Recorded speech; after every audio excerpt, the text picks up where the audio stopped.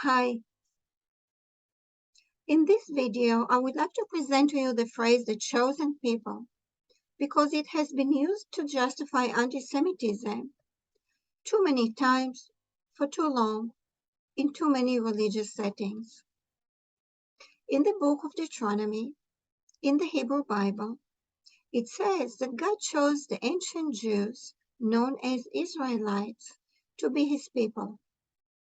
A similar phrase with further elaboration is included in the Siddur, which is the Jewish prayer book. The phrase was written in biblical time, possibly as early as the 7th century before the Common Era, but in spite of the lapse of time, it is still meaningful today, and the meaning is actually positive rather than negative, as the anti-Semitic preachers want you to believe. This phrase represents a common practice at the time that it was written, when tribes formed a relationship with a specific god.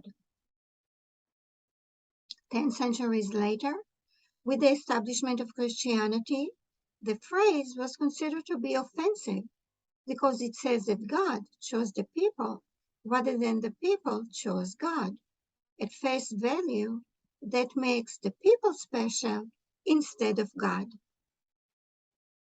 Not too long ago, in our modern time, an anti-Semitic Christian preacher posted an hour-long video attempting to persuade his audience that the phrase the chosen people is proof that the Jews are guilty of being arrogant, presumptuous, and self-righteous for believing that they are special above others and receive special benefits from God that are available only to them. His speech expressed the same denigration of the Jews that surrounded them consistently since the establishment of Christianity. There are a couple of words that usually accompany the phrase that help clarify its correct meaning.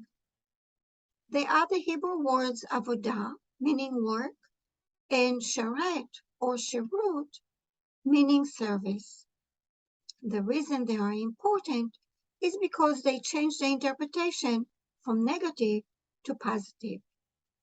With them, the phrase means that God drafted the Israelites to be his servants in order to do the work that he wanted them to do, primarily to put his 10 commandments into practice. It means that the chosen people had no choice other than to comply, regardless of any aspirations or apprehensions. Being chosen didn't make them arrogant, but humble, not presumptuous, but meek, and not self-righteous, but plain.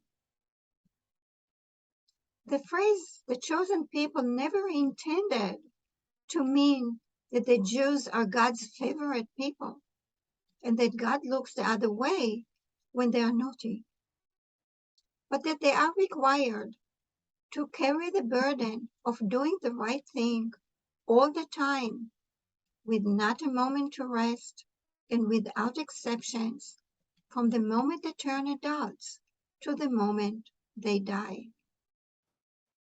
The misinterpretation occurred when the religious philosophies evolved and the ancient Israelite God, which was the head of the pantheon of many gods, became the sole monotheistic and universal God. That became a problem with the establishment of Christianity because Christianity adopted the same God, and that created a sibling rivalry. To resolve the rivalry, Christian doctrine makers came up with a claim that the role of Christianity was to replace Judaism. In order to replace Judaism, they had to convince their audience that Judaism lost the right to exist or didn't deserve to exist, and they came up with various schemes to justify the claim.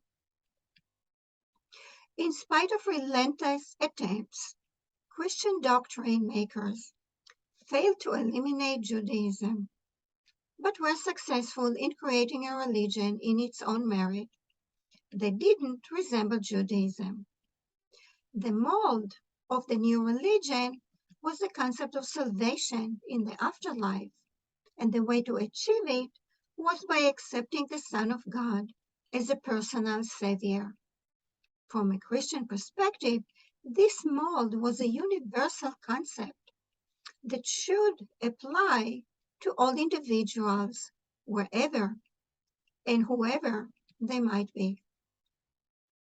This was and still is the perspective from which anti-Semitic preachers view the Jews, and of course the Jews don't fit within this mold. The Jewish mold wasn't created to be personal but communal, where the reward of practicing the 10 Mosaic commandments was to create an enduring community. Of course, the Jewish mold failed the Christian salvation test, and of course, the anti-Semitic preachers made this failure appear nefarious and offensive. It is not possible that the knowledgeable and perceptive Christian interpreters miss the correct meaning of the phrase the chosen people by accident, which means that their intention was nefarious and offensive. For a very long time now, the Jews have been denigrated and bullied due to pushing the faulty interpretation of this phrase, because when it comes to anti-Semitism, the truth doesn't matter. If you didn't know, now you know. Bye.